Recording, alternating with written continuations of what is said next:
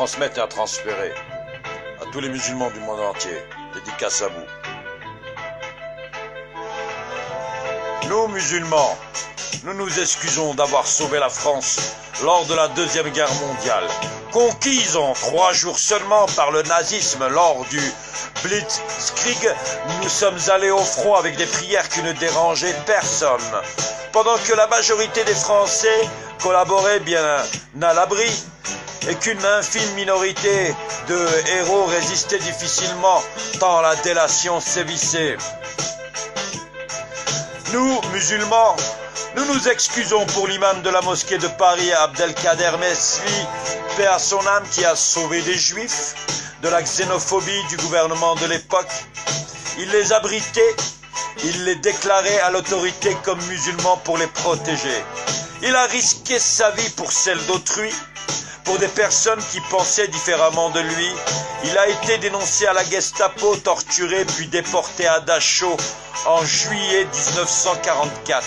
Ça, c'est pour ceux qui taxent les musulmans d'antisémites.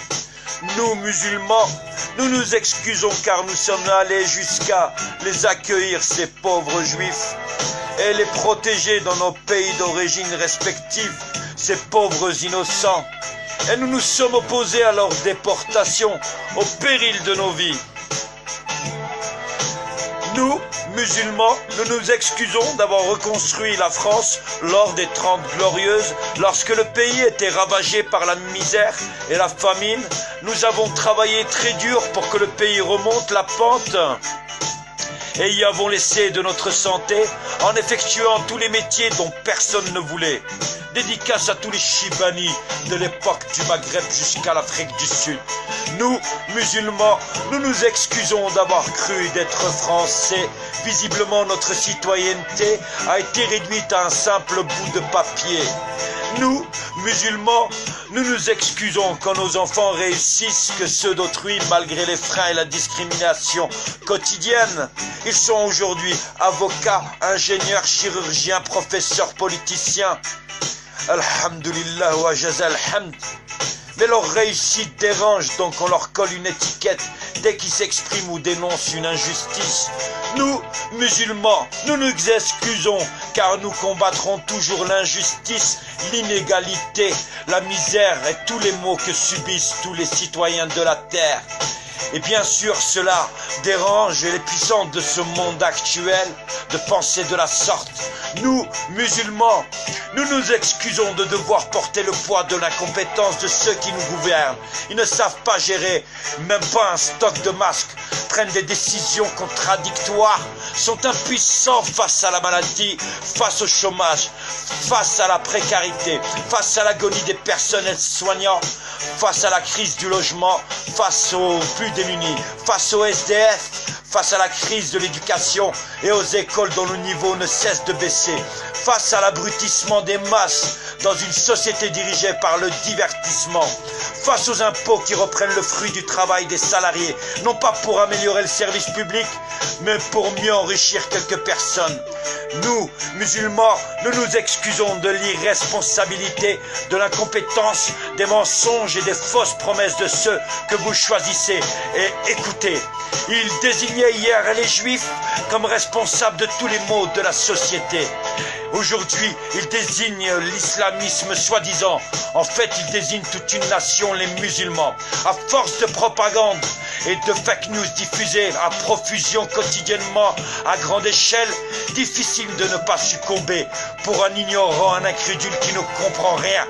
Nous, musulmans, nous nous excusons d'être le moyen de diversion de chaque crise ou scandale d'État qui salisse le gouvernement français. Nous nous excusons également pour la mauvaise météo et la pluie à Paris aujourd'hui, demain et les autres jours. Oui, nous, musulmans, nous nous excusons même de respirer. Quoique, finalement, nous, musulmans, ne nous excusons pas aux xénophobes anti-musulmans. Vous pouvez continuer de vous acharner, de nous caricaturer, de nous calomnier, de chercher à nous humilier par l'insulte et le mensonge, de vous complaire et de vous féliciter dans vos échecs personnels et votre médiocrité. Oui, Nous, musulmans, nous sommes fiers de dire la vérité face à vos mensonges. Nous sommes fiers de nous battre pour le pauvre et l'indigent. Nous sommes fiers de défendre l'opprimé et celui qui éprouve la difficulté.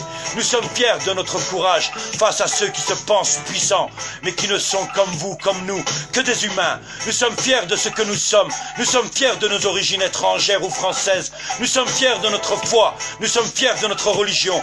Nous sommes fiers de notre prophète.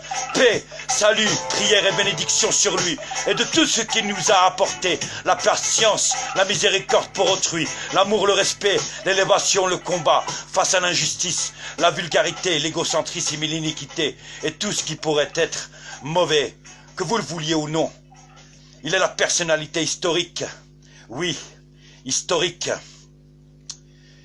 qui a le plus d'influence sur le monde actuel. Le dernier à avoir renversé la pyramide des puissants au profit de leurs esclaves.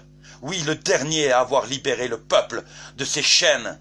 Tout ceci par l'encouragement du bien au bien et à la dénonciation du mal. Oui, nous sommes fiers de faire partie de sa communauté. Salam alaikum. Dédicace à tous mes frères musulmans à travers le monde.